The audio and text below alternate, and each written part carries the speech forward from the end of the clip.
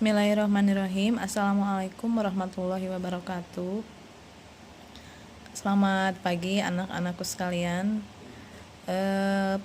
Peserta pesantren Ramadan pada tahun ajaran 2020-2021. Pada kesempatan ini Ibu akan menyampaikan materi pesantren Ramadan tentang akhlak. Bagaimana kabar kalian semua, sehat? Semoga kabar kalian semua sehat dan kita semua diberikan kesehatan. Amin.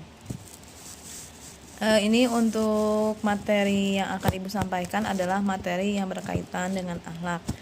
Ibu tidak akan menyampaikan materi yang banyak, hanya sedikit saja, dan Ibu hanya akan mencontohkan saja, dan nanti kalian bisa mengambil hikmah atau mengambil manfaat dari apa atau dari cerita yang nanti akan Ibu sampaikan. Di sini Ibu akan menceritakan kisah tentang puasanya seekor ular dan ulat yang tentunya nanti akan berkaitan dengan tema yang Ibu berikan, itu tema akhlak ya. Nah, di sini cerita tentang puasa ular dan puasa ulat. Mungkin kalian juga semua sudah ada yang tahu apa atau bagaimana itu ceritanya puasa ular dan ulat. Di sini kalian tahu kan antara binatang ular dengan binatang ulat sangat berbeda sekali. Nah, begitupun dengan puasanya ya. Di sini seekor ular atau hewan ular itu suka berkembang biak atau berganti kulit. Nah, pertama kita bahas dulu tentang ular ya. Nah, ular di sini agar menjaga kelangsungan hidupnya itu salah satunya adalah mengganti kulitnya secara berkala ya, atau bertahap. Nah, untuk mengganti kulitnya yang dilakukan ular itu adalah berpuasa. Artinya berpuasa, tidak makan dan minum ya. Tidak serta-merta ular bisa menanggalkan kulit lamanya. Dia tadi seperti yang Ibu sebutkan, dia harus berpuasa tanpa makan dalam kurun waktu tertentu. Nah, setelah puasanya selesai, maka kulit luar terlepas dan muncullah kulit baru ya. Nah, biasanya beda antara kulit yang lama dengan kulit yang baru, itu akan terlihat sangat cantik ya. Nah, hikmah dari puasa ular ini tidaklah terlalu terlihat jelas, karena wajah ular sebelum dan sesudah puasa tetap sama. Ular masih berwajah ular ya. Sebelum berganti kulit masih wujudnya ular, setelah berganti kulit juga masih tetap sama berwujud ular. Hanya beda sedikit, yakni bertambah muda. Kalau sebelum berganti kulit agak kusam atau sudah agak tua, nah setelah berganti kulit maka ular tersebut akan lebih muda kembali, tapi dengan wujud yang sama, yaitu ular. Nah, namanya pun tetap sama ya. Sebelum berganti kulit ular namanya, nah setelah berganti kulit juga tetap namanya ular ya, menjadi ular. Kemudian makanannya juga sama. Sebelum berganti kulit masih sama makanannya, setelah berganti kulit makanannya masih sama. Kemudian sebelum dan sesudah puasa tetap sama ya ular itu. Nah, cara bergeraknya pun sama bagaimana ular ya. Sebelum berganti kulit bergeraknya seperti itu ular ya. Nah, setelah berganti kulit juga ular masih tetap seperti itu bergerak.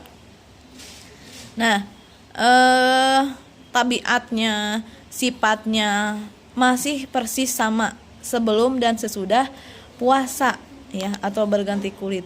Sebelum berganti kulit atau sebelum puasa untuk berganti kulit, sifat dan tabiat ular masih sama seperti itu. Nah, setelah berganti kulit, setelah selesai puasa juga sama seperti itu ya. Nah, nanti kalian bisa ambil hikmahnya perbedaan dari puasa ular dan puasa ulat ya. Nah, sekarang kita lihat puasa ulat. Tadi kan puasa ular, sekarang kita lihat puasa ular bagaimana ya. Nah, kalau puasa ulat, nah hewan yang satu ini termasuk paling rakus dibandingkan dengan ular. Ulat paling rakus dalam makan. Coba lihat, kalau misalnya kita lihat ulat di daun itu kan suka banyak sekali ya yang rusak daun. Nah, itu ciri kalau ulat tersebut rakus makannya. Jadi makan terus ya kalau ulat, beda dengan ular. Kalau ular kan sekali makan sudah 1 minggu juga cukup untuk ulat, tapi kalau ulat tidak, setiap hari ya.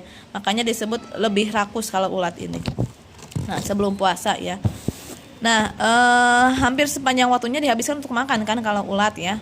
Nah, tapi begitu sudah tiba saatnya untuk berganti kulit atau untuk berkembang biak lagi. Nah, ini ulat di sini melakukan perubahan dengan cara berpuasa, sama dengan tadi ular ya, untuk berganti kulit sama puasa juga. Nah, yang bedanya di sini ya, hasil dari puasa ulat ini benar-benar membawa perubahan yang sangat terlihat, berbeda dengan ular tadi ya. Puasa yang benar-benar dipersiapkan untuk mengubah kualitas hidup ulat tersebutnya. Dia mengasingkan diri untuk berpuasa. Badannya dibungkus rapat dan tertutup. Nah, disebut dengan kepompong ya. Kalau misalnya sudah tertutup rapat dibungkus, itu disebut dengan kepompong. Nah, kemudian selain dibungkus dengan rapat dan tertutup, sehingga tidak mungkin lagi melampiaskan hawa nafsu ya, melampiaskan hawa nafsu makan, karena kan dia dibungkus dengan kepompong. Nah, beda dengan ular. Nah, ular masih bisa ya, masih bisa melampiaskan hawa nafsunya. Setelah berminggu-minggu puasa ya, ular tersebut dalam kepompong bersembunyi di dalam rapih ya, tidak terlihat. Nah, maka keluarlah dari kokon seekor makhluk baru yang sangat indah. Namanya bukan lagi ulat, tapi berubah menjadi kupu-kupu. Nah, itu sudah sangat berbeda sekali dengan ular tadi ya. Nah, kalau ulat ini setelah berpuasa dia berubah menjadi cantik, bergeraknya juga berbeda ya. Dari tadinya merayap dan sekarang terbang. Namanya pun berbeda, dari tadinya ulat menjadi kupu-kupu. Nah, hikmah dari puasanya pertama untuk ulat. Wajah ulat sesudah puasa berubah indah mempesona ya. Nah, nama ulat sesudah puasa berubah menjadi kupu-kupu. Makanan ulat sesudah puasa berubah mengisap madu. Nah, cara bergeraknya pun berbeda. Ketika masih jadi ulat menjalar, setelah puasa berubah menjadi terbang di awang-awang. Nah, dari cerita puasa ulat dan ulat tadi, mungkin kalian bisa memetik hikmahnya. Nah, bagaimana akhlak yang harus kita terapkan saat kita berpuasa di bulan suci Ramadan, ya. Nah, di sini sangat berbeda sekali. Silahkan kalian memilih apakah ingin puasa ulat atau puasa ular. Nah, yang lebih bagus, yang lebih baik itu kira-kira yang mana? Apakah puasa menurut ular atau puasa menurut ulat? Ya. Nah, tentunya kita bisa memilih dan bisa melihat kan. Di sini yang paling sangat baik itu, yang lebih baik itu adalah puasa ulat, ya. Nah, kalau dalam puasa ulat tadi sangat banyak perubahannya sekali. Jadi tidak hanya menahan hawa nafsu untuk makan dan minum saja, ya. Tetapi tadi ya, menahan diri dari segala hal yang bisa menimbulkan dosa. Tuh ya, dari ulat kan tadi ulat itu berpuasanya dia mengasingkan, benar-benar mengasingkan diri selain menahan makan dan minum ya. Nah, begitu juga dengan akhlak kita. Tentunya dalam berpuasa di bulan suci Ramadan, tentunya akhlak kita harus berubah seperti tadi ulat ya. Yang tadinya mungkin pertama kita suka berbuat yang tidak baik, maka di bulan suci Ramadan ini ditahan hawa nafsunya, dan setelah berpuasa pun kita menjadi anak yang lebih baik ya, yang lebih baik dari segala hal, lebih rajin.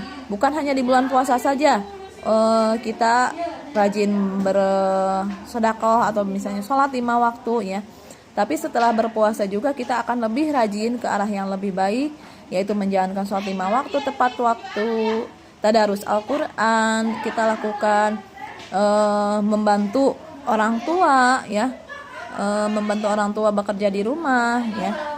Kemudian banyak hal yang positif atau banyak hal yang baik-baik yang akan kita lakukan setelah puasa lewat, ya. Itu mungkin itu adalah hikmahnya dari puasa ulat yang harus kita ambil, ya. Yang lebih bagus lagi dibandingkan dengan puasa ular. Kalian bisa membedakan sendiri, ya. Nah, itu saja mungkin yang dapat Ibu sampaikan untuk akhlak kali ini. Mudah-mudahan apa yang Ibu sampaikan ini bisa bermanfaat dan kalian bisa memetik yang baiknya dari apa yang sudah Ibu ceritakan.